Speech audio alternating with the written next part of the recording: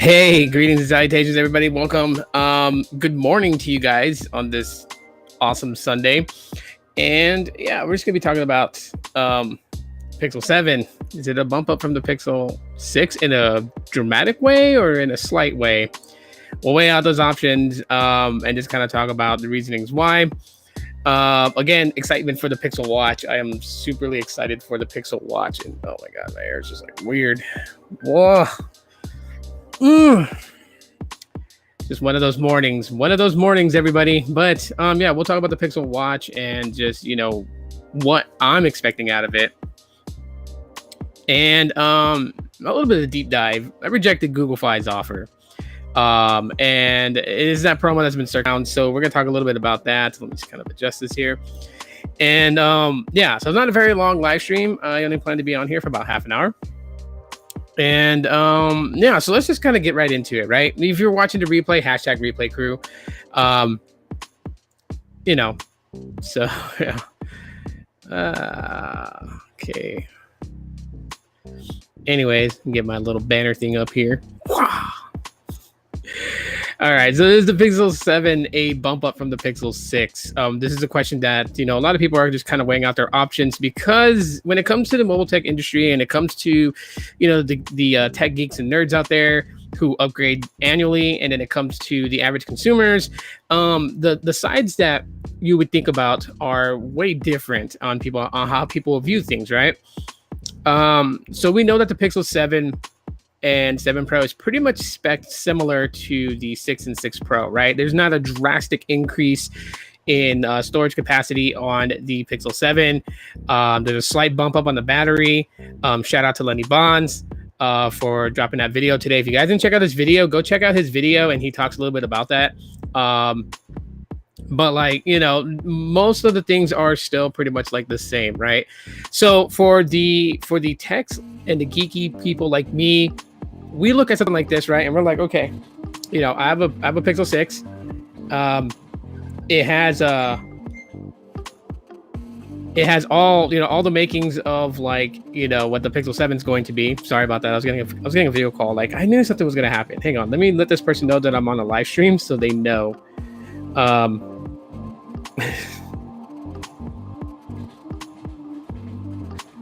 Sorry about that, everybody. Okay.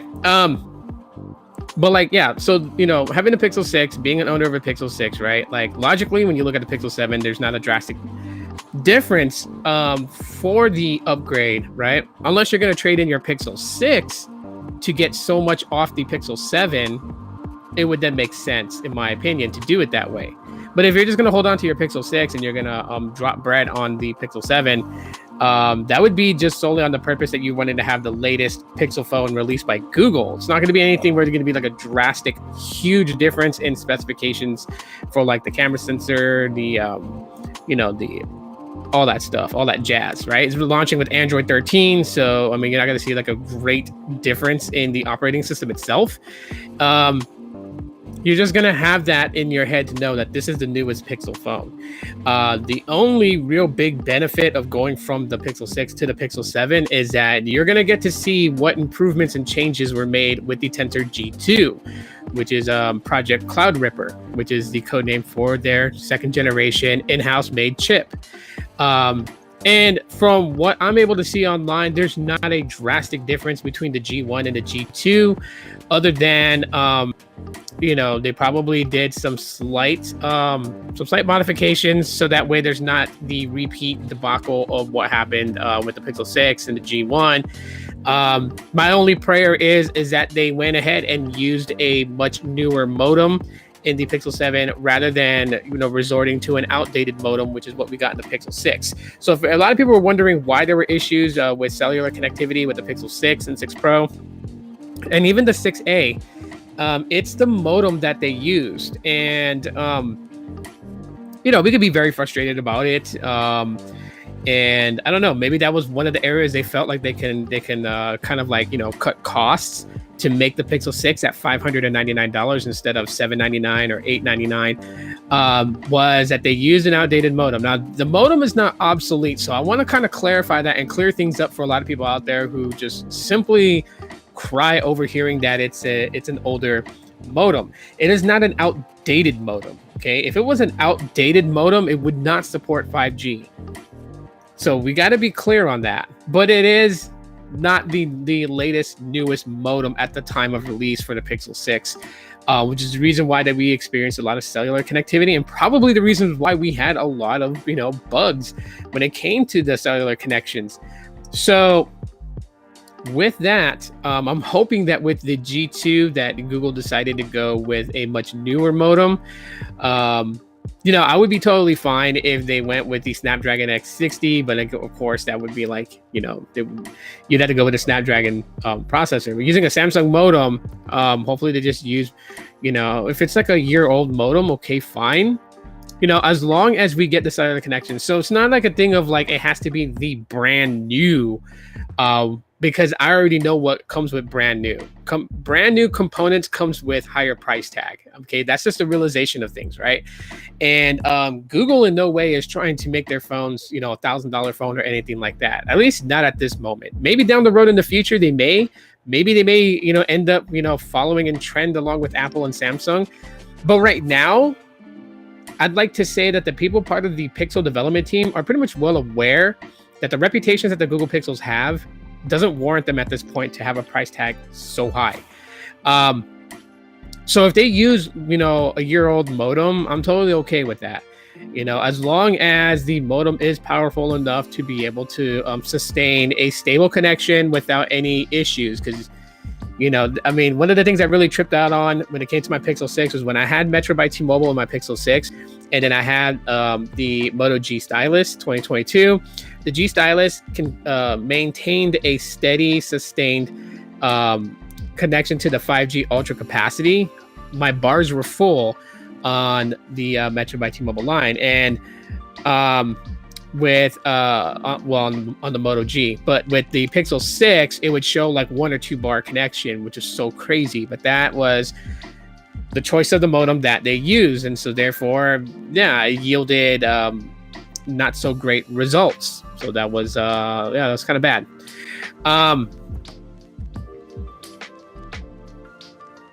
Let's see.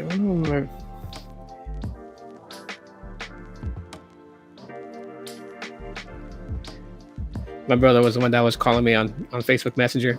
I'm just trying to see if he's okay, make sure that everything's all right with him. So with that being said, the Pixel 7, the Tensor G2, hopefully better modem, praying for that. The specs not being a grand jump is not a deal breaker for me. I'm a Pixel fanboy, so I'm gonna get the phone eventually. But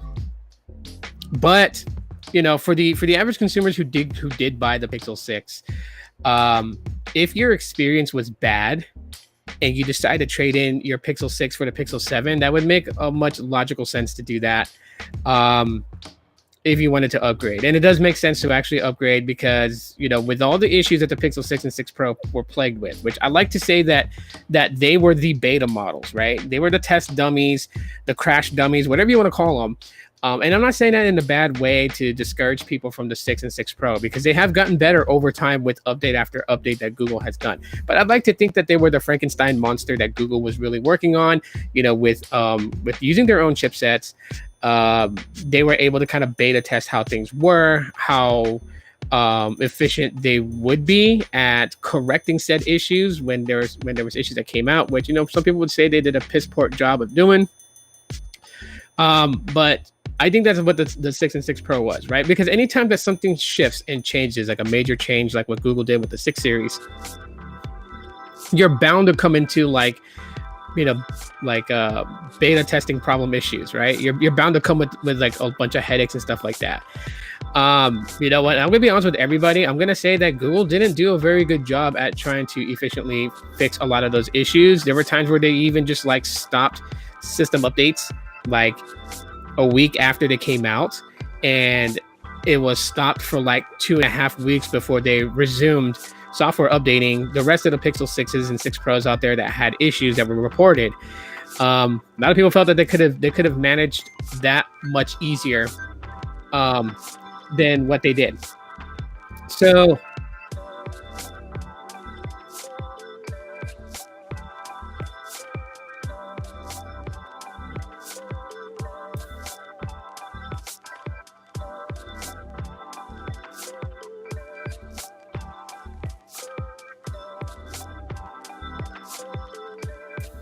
So with that being said, just kind of close that out. Sorry, I know this is like so bad, right? I'm live streaming and talking about the upcoming event this Thursday, and then also taking like personal things. But hey, it is what it is. You know what I mean? Like family. I love my brother, so I always want to make sure he's okay. But yeah, just realistically, I mean, I know that people are going to take to social media and they're going to go right into the complaining mode of things because Google Pixels don't get a pass. I know this, and you know what? I'm expecting it. I'm expecting that when I tweet something about my excitement of a Google Pixel phone, hello, Jeremy, what's up, man? That I know someone's going to try to rain on my parade, and you know what? It's not going to bother me. I'm totally cool about it. So, the Pixel 7 and 7 Pro, really? It's your decision, and don't let like myself and other content creators influence your purchasing decisions that much that you would feel, like you would have to like low key upgrade or something like that. You know what I mean? Like sometimes I feel like that, we're kind of like, we put ourselves in this position and we kind of like output this feeling like people got to kind of like shy away from what they really think or hide what they're really doing. And it's nothing like that. I mean, you'll never get ridiculed by me if like I give my opinion on something and your decisions to do something goes against that. I would never ridicule anybody for it because I'm not paying for their devices or their phones. I'm not paying their bills. I'm not putting food on their table. So I don't ever demand anyone to think and agree with me 100% on everything that I say. I just bring my perspectives to the table to engage in conversation and have people think of things so that way they can be asking the right questions. And that's really all that it is. I never say that I'm 100% right about things. I could be wrong about things. But the whole point about it is just having a conversation, and hopefully it's sparking some questions in your head that maybe you didn't think of before you heard me say something that you totally disagreed with. And you're like, but let me ask that question anyways about said product or something. That's all that this is for. Okay. I want people to know that. So don't ever think that you have to agree with me 100% on everything. You don't. And I do welcome people to actually challenge what I'm saying and put their perspectives in comments of my videos, because I'm not going to go and flame you and block you or any of that stuff. I'm not that type of guy. So anyways, back to the whole thing before I switch it off. So Pixel 7, definitely big thumbs up on it. But the one that I'm most excited for, honestly, is the Pixel Watch. The Pixel Watch I'm most excited for just because, since the Pixel 7 is very, very close spec to the Pixel 6, and although I'm, like I said, I wish for a stronger modem in the Pixel 7, the modem in my Pixel 6 is doing just fine. Okay. There are times where I look at it and say, hey, this spot, I dang well know I get better reception, like on my Pixel 5a, or on my Moto G Stylus 2022, the one I'm getting with my Pixel 6 in said area, but I'm still getting a connection. So what that means basically is that I'm in no rush to upgrade to the Pixel 7 from my Pixel 6. And so I think my target is the Pixel Watch. And while I could get the cellular or GSM or LTE model, whatever people are referring to it as, I'm probably going to go, well, no, not probably. I am going to go with the non-cellular version because I don't need the watch as a standalone away from mobile phones. Like, no matter what, I got to carry a mobile phone with me. The way that my lifestyle is, the type of job that I do and the things that I do, I can never leave a mobile phone out of my pocket. I can never just like walk into some place and spend time there and only rely on a watch for phone calls and messaging and all that. Can you imagine getting like a very like, say you decided to go on a hike, which I've used this idea before. You go on a hike and you're like, I don't want to carry my phone with me, so I'm just going to bring my Pixel Watch that has cellular connectivity. And and the Pixel Watch can pair with your Pixel Buds Pro without the need of a phone. I don't know if people know that, but it can. So that means you can listen to music from your wrist to your earbuds, which is a great thing. But so you go for your hike, you go for your jog, maybe you're jogging. I don't know, here in my city we have lots of trails going up the mountain, so you can really get your workout on. And a very, very important email comes in. like a very important email, something that you have to e-sign. And let's get real, the display size on the Pixel Watch is not drastically huge, okay?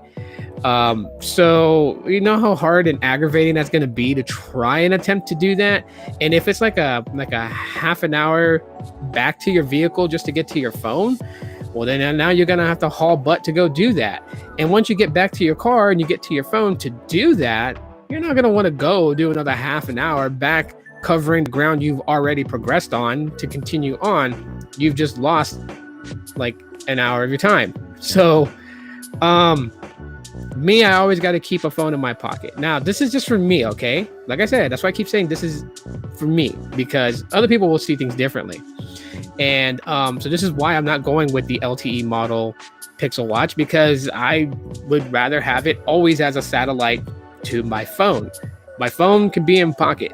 So this is how I use my smartwatch. If anyone really wants to know, like, what do I do with them? Because I have a fitness tracker from Amazfit Bip U Pro. That's what I have, and I like that fitness tracker. It does a lot of cool things. And so when I have a smartwatch or fitness tracker / smartwatch or whatever, all it's really there on my wrist for is to get notifications on a more low profile type way. So like if I'm like in a meeting or something like that, and I get a notification, my watch notifies me, and it's very discreet, so I'm not interrupting anyone speaking, and I can just literally tilt my wrist to see the message on the watch. That way I'm being respectful, where someone's not going to really know if my attention is diverted somewhere else. And mostly everyone who knows me, that messages me, knows that if you message me and I don't reply right away, it means that I'm in the middle of something, but I will get back to you, so they'll just wait.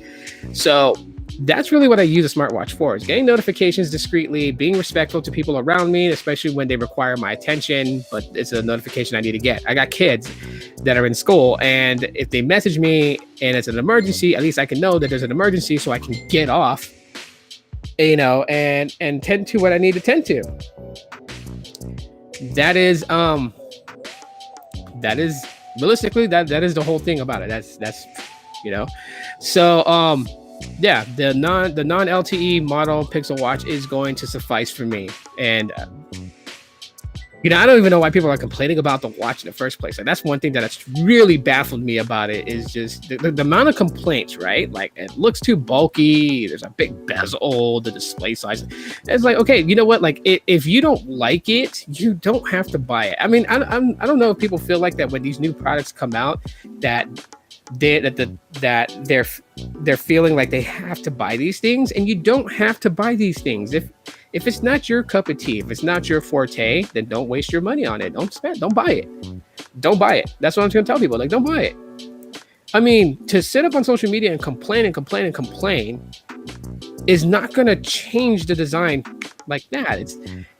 This thing is built already. Now, maybe they'll take that feedback of complaints by people who are complaining about the display size, the bulkiness of it, if it's bulky, or the type of bands that it's using or whatever. If they take that and they're like, okay, you know what? Next year's Pixel Watch model, if they're deciding to go annually like Apple does with their Apple Watch, then maybe they'll take that as feedback for the next design of the Pixel Watch. They're going to change it up, or they're going to make it square, they're going to keep it circular, or they're going to, thin it out, or they're going to, whatever they're going to do.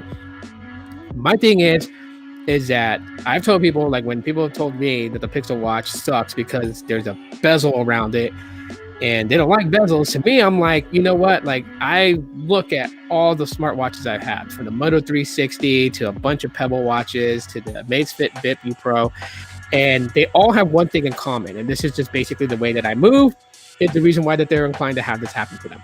And that is, they have scratches on the sides, right where the body of the watch base meets the screen.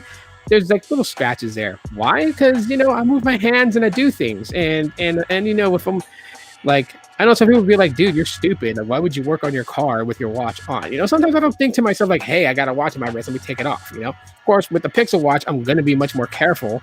But yeah, I get scratches on the sides, and on the Pixel Watch having that bezel, I would rather have the scratch be where the bezel is than it being on the display where I see things.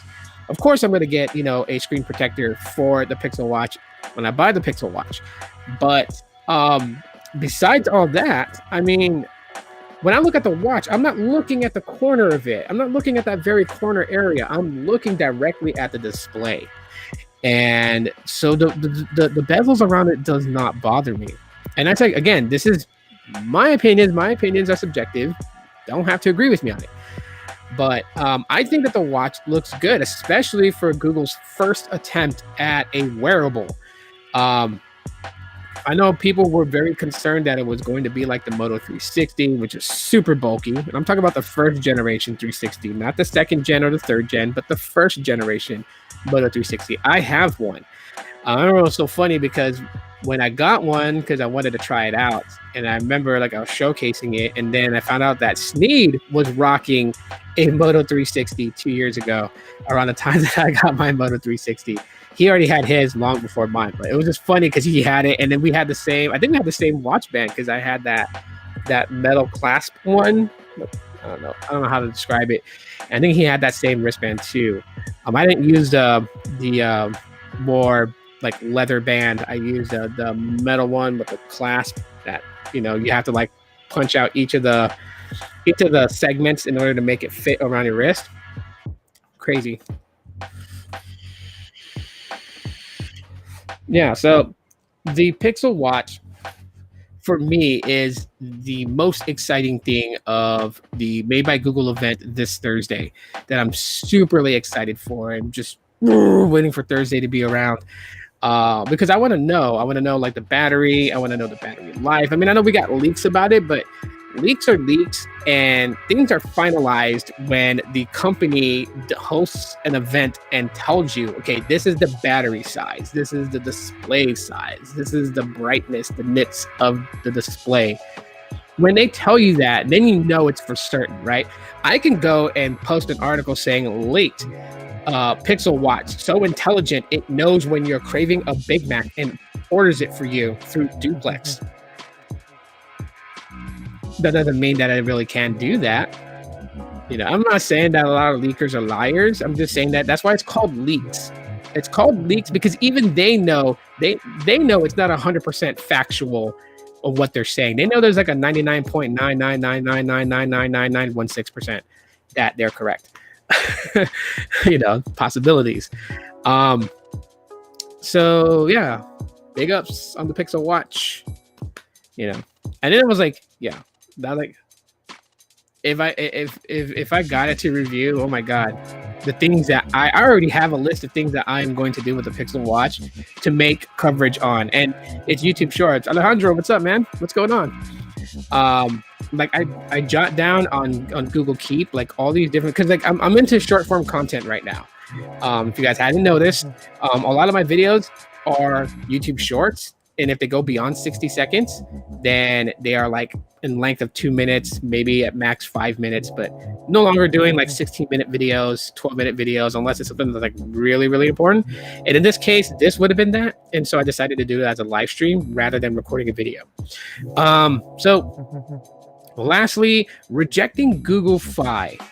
You guys probably seen on the tech space that a lot of people are talking about that Google Fi lately has been reaching out to former Google Fi customers, letting them know that if they come back to Google Fi, they will get free service on either the Simply Unlimited or the Unlimited Plus. What up, Blaze? Or the Unlimited Plus for the remainder of 2023, right? So you got October, November, December, basically almost 3 months. And so there's a catch to it. Okay, one of the things is that in order to use the promo code and get the free service with Google Fi, you have to port your number in to Google Fi. So that's one. One of the big benefits of it is that, if you want to try out Google Fi service, maybe you're doing like Verizon prepaid, or maybe you're doing Cricket Wireless, Red Pocket, US Mobile. You want to try out Google Fi services, you actually can. Because the person with the invite has to port a number in, according to what I've read. But you can also add up to 5 additional lines onto your family plan with Google Fi, and use it for free until January 2023 will be when your first billing service starts. So I don't think your first bill would land on January, because if your bill cycle, you know, say is on the 30th of every month, that's when it ends, and the following day starts a new bill cycle. When then, yeah, you wouldn't be getting a bill until February, because January would be the first month that you're actually billed for your service. Now, Google Fi service is not bad. Okay, so I put up. That's the reason I'm talking about it in this live stream. I did post up a short video explaining why I rejected the Google Fi free service promo, and I kind of want to explain a little bit more in this. So, in the shorts, I stated that I have too many lines with services on it. And as a matter of fact, my daughter's on here. And as a matter of fact, with all those lines having services, 4 of those lines are free, right? So 2 of them are on the T-Mobile network pass for 90 days. 90 days of services for free. Both my daughters are in here. Hi. So both of those are free, which is on the Pixel 5a and the Pixel 6. Both of those have the network pass. It's I'm using eSIM on both of those phones. And then I have 2 lines on Metro. So technically I have 4 lines total. My main one, my missus's main one, and then my son has one, and I have a secondary one. And then I have the T-Mobile home internet on my Metro plan. So that's the only plan that I actually pay for. The Boost Mobile line, for some reason, is still free. I know Boost Mobile was supposed to get rid of the EBB program, whatever it is, the Emergency Broadband Connection program, which made phones free during the time of the pandemic. And it was supposed to be converted over to ACP, but it has not. It has not converted over to the ACP. And I'm thinking that this should be my last month. I think after October 23rd, then it should be, begun to charge, because when I originally went through the process of setting up for the Emergency Broadband Connection program on Boost Mobile, it was, I want to say, about a year ago, I want to say. I'm guesstimating here. I think it was like around, it was, so this month would be a year. So I'm thinking, because with that process for the Emergency Broadband Connection program, that you would have to do like an annual recertification for that. And at the time, my medical was the reason that I was able to get it. My son said hi. It was the reason I was able to get it. So now that I have different medical insurance, it's not going to allow me to recertify first. I'm thinking that this should be my last month. If for some reason after October 23rd, it says free service again and gives me a bill date of November 23rd at $0, and I don't know what's going on with Boost Mobile. That's absolutely crazy. But I'm thinking they'll catch it later on down the road, since there's rumors that Boost Mobile is converting a lot of its customers on the expanded network on over to the transformed network, which is the AT&T side of things. So it looks like that they're going to be completely ditching away from using T-Mobile's network. And so maybe they'll catch it then. But, I'm just going to ride it until the wheels fall off. It's free service. It's the unlimited plan. It's, limited talk, text, and data, 35 gigs of high-speed data, and then throttled for the remainder of your bill cycle. And I think it's like 12 gigabytes of mobile hotspot, which I don't even use mobile hotspot. So that line is free, right? So that's like 3 lines right there. And then we have a Q-Link wireless line, which is on the free plan. Now, I know the speeds aren't, amazing on Q-Link, but it's still free phone and text, right? And I can watch YouTube videos on it, by the way. I don't know if anyone knows that, but I've done it. So that's 4 lines I'm not paying for. So I'm not going to port a number over from one of those over to Google Fi just to utilize free service for the month, or for the next couple of months until 2023, when they're all basically using the T-Mobile network. So that's the reason I said in the shorts, right? Pretty much more expanded from that short explanation. The other explanation is that I know that Google Fi is taking a loss. By them offering previous customers a chance to come back by giving them free service for about almost 3 months, Google Fi is taking a loss, okay? You got people that are like talking about it on YouTube and on Twitter and literally like jumping for joy about it being free for the next 3 months, which is, it's not bad. I'm not going to downplay them for doing that. But my perspective on things is that I already have all these phone lines here that I'm using on all these phones. And I'm not going to take the place of somebody else that could utilize it. If you guys catch what I'm saying. So what I'm meaning basically in a nutshell, right, is that I know there's somebody out there who's probably still on hard times and could probably use that space that if I was to accept and port my number over to, it would just be adding on to Google Fi taking a loss. When I can just not be selfish, step back and say, hey, I really don't need this, but maybe somebody else does. Maybe somebody else that can use a family plan up to 6 lines could utilize this for the next couple of months so they all have phone service. So that's my thinking and my reasoning for things. I don't look at it in a way where it's like, I gotta have that, just because it's free.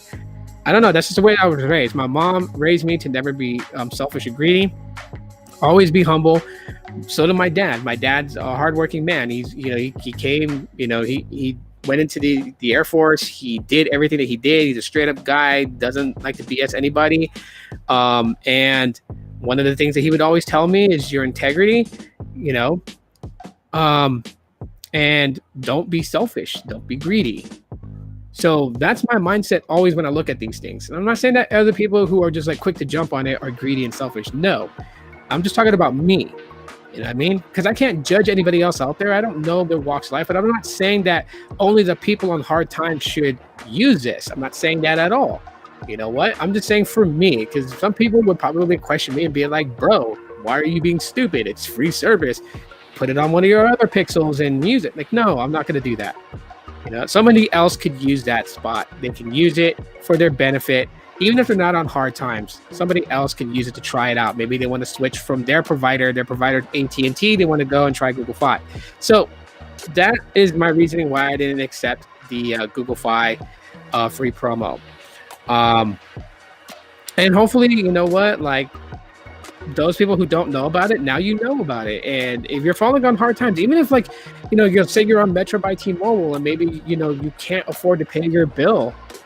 Well, this may be an option for you to still remain on the T-Mobile network and try out something different. Yes, Google Fi is different. The Simply Unlimited plan has a 35 gigabyte high-speed data throttle, soft cap basically. And the Unlimited Plus has a 50 gig soft cap. And then you're throttled to 128 kilobits per second for the remainder of the bill cycle.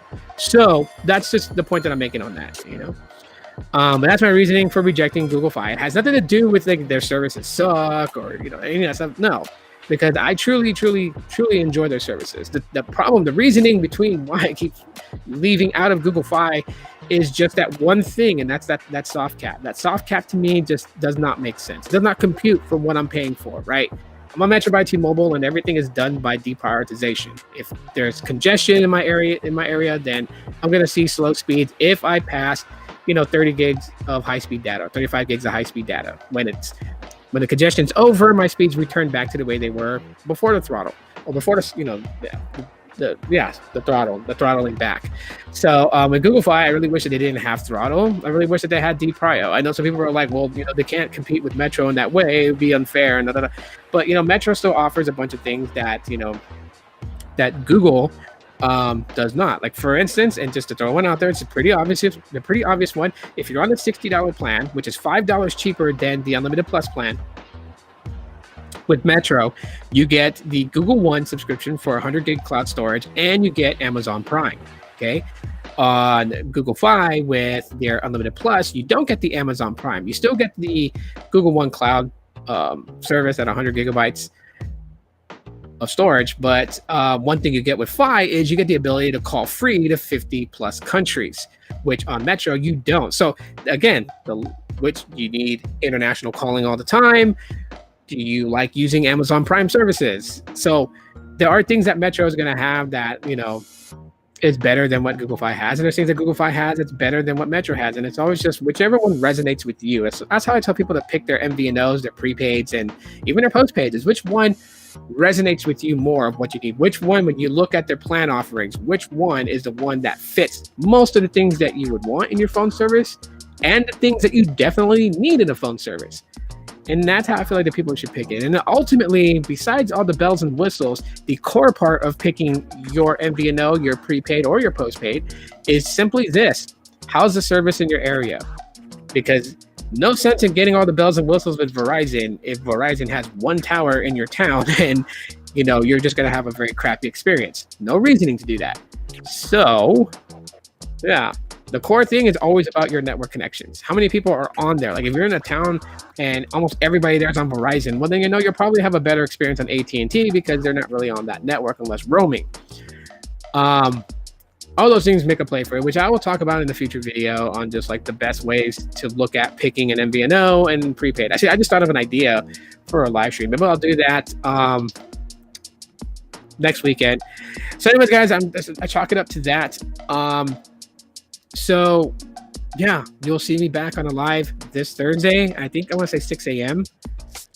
Is when the Made by Google event goes down. So I'm going to be doing a live reaction to it here on the channel, and then doing a after show live stream, just basically talking on each of the subject points that they've, laid out for all of us to know, and giving you guys my thoughts on that. Yeah, so 3 full days to get through, and then we're at the event, and I'm just ready for it. Google, I am ready for it. I am ready to see the Pixel 7 Pro. I'm ready for the Pixel Watch. I'm ready to see the new Nest Pro. I am ready for this mystery Pixel device, if there is one, because that has been floating around, whether it's a mini Pixel, a foldable Pixel, a flip Pixel, whatever it is. It could be a floating Pixel drone camera that follows you around, kind of like the Snapchat Pixie, I think it's called. That little drone camera that you can use to take. Hey, I don't care what it is. I'm ready for it. And I hope you guys are too. And I hope you guys will join me for the live event streaming. Or even not, if you guys want to watch it in the privacy of just like not listening to anybody commentate over it, no problem. But I'd love to see you guys for the after show stream. So this Thursday. And until then, I'll be posting more shorts. So I love making shorts. Just so, I can get creative with it. They're shorter to make, so I can bang out more of them in a day than 15-minute videos. I'm rambling on, guys. You guys go ahead and go enjoy the rest of your Sunday. Thank you guys so much for being here. Really appreciate you guys as always. Peace.